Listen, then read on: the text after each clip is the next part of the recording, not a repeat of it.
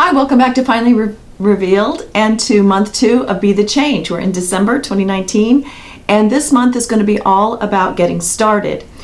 In last week's episode, we talked about working on the why. So in reviewing what you looked at as far as what you are interested in changing for yourself, your family, your community, or the world, we said we were going to look at our why and why we want to change something. Maybe it's as a result of looking at your overall circumstance and you either had an idea at some point that you wanted to be doing certain things or living in a certain way by the time you reached age 20, 30, 40, 50 or more. Ultimately, we want to live happy and fulfilled lives. So it's important to know why, and why you want to change is what you're going to come back to, and I consider it the root. We're going to talk about how to change in different types of environments and how to not become defensive about it, and how to stay on track. The easiest way to stay on track and to avoid distractions and keep yourself motivated and keep looking forward and not backward is to focus on your why. The why is personal to you. Why do I want to do this? Why do I not want to do what I have been doing? And we will replace if it's a habit, we're going to replace the former habit with a new one.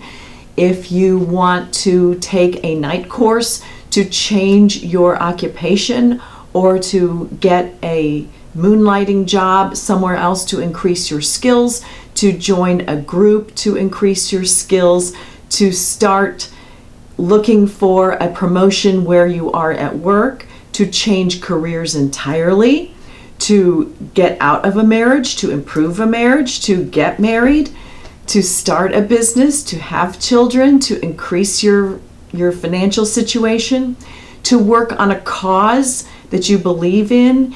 Instead of participating in parades, you want to actually get in there and participate and make a change.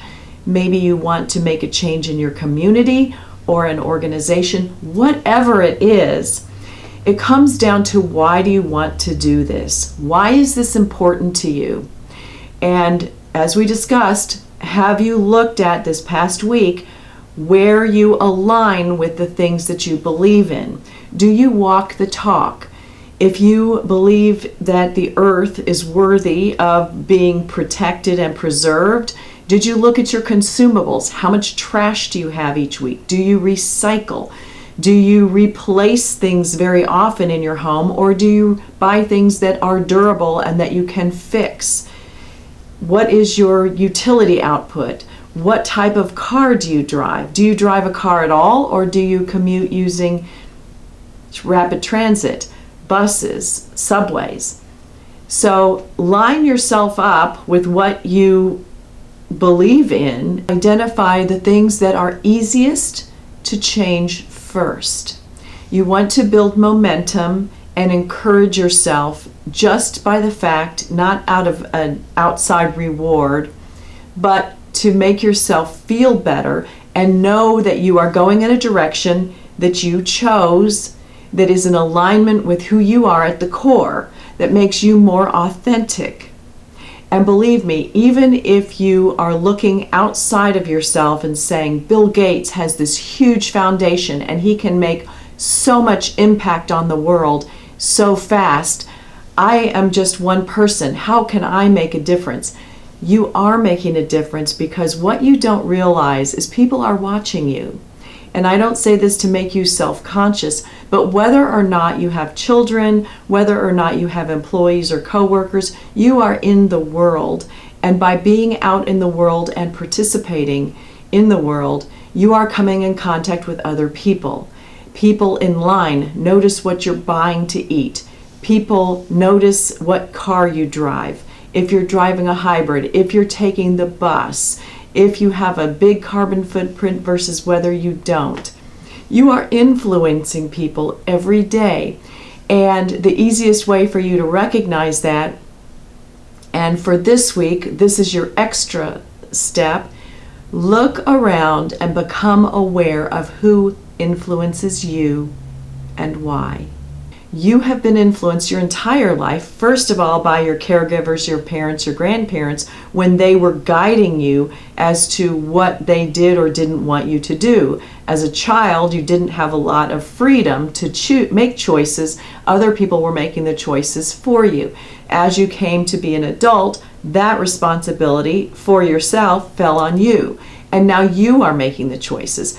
And a lot of times we rebel against what our parents did just for the fact of making a change. Now, as you're settled in as an adult, maybe you're reflecting on some of the changes or choices that you made. Some might have been by default that you carried over, and now you have the opportunity to be aware of what you are doing and why. So you want what you're doing to line up with your why.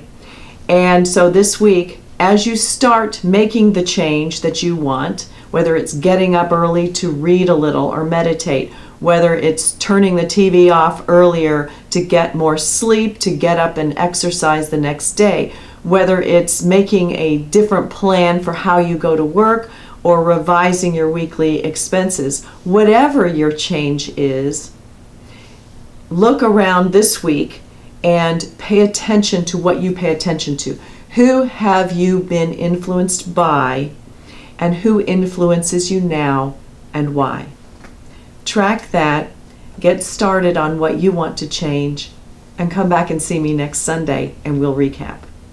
This is the month in December that we're starting to go out and implement our why in various ways and make your change more important to you, to keep you on track until you make a different decision, so that you're no longer swayed by your peer group or your family, that you are doing things for a reason and you're doing them consciously and on purpose. So if this gave you something to think about, if you're enjoying this, give me a thumbs up. Invite anyone else to come along by sharing the video. Leave comments below on how you're doing, and come back and see me next Sunday. Thanks for watching.